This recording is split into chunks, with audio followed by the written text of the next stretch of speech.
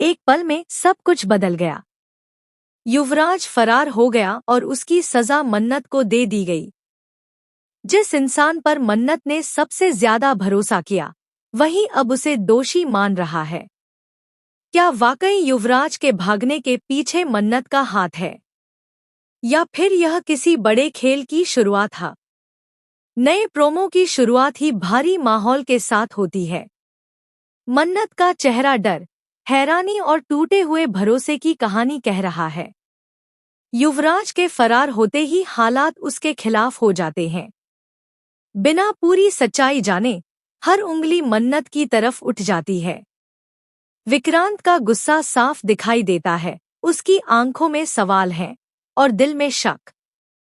उसके लिए तस्वीर बिल्कुल साफ है, युवराज भागा है और मन्नत ही सबसे करीब थी। मन्नत खुद को बेगुनाह साबित करने की कोशिश करती है। वह बार बार कहती है कि उसे कुछ भी पता नहीं था, उसने युवराज की कोई मदद नहीं की। लेकिन उसकी बातों का असर नहीं होता।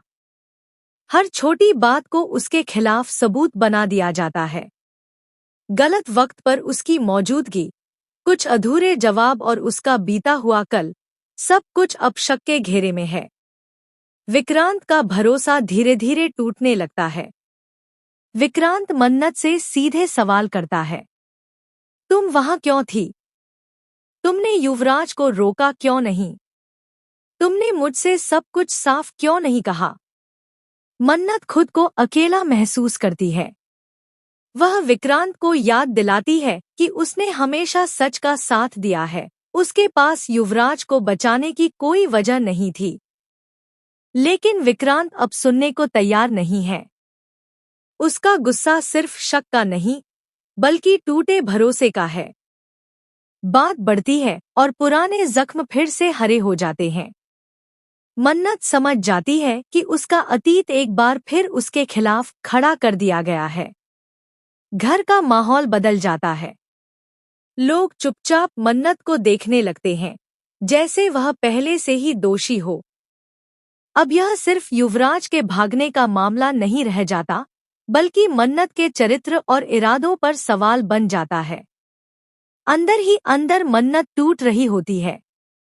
वह जानती है कि वह निर्दोष है, लेकिन जब भरोसा ही नहीं बचा तो सच्चाई भी कमजोर पड़ जाती है।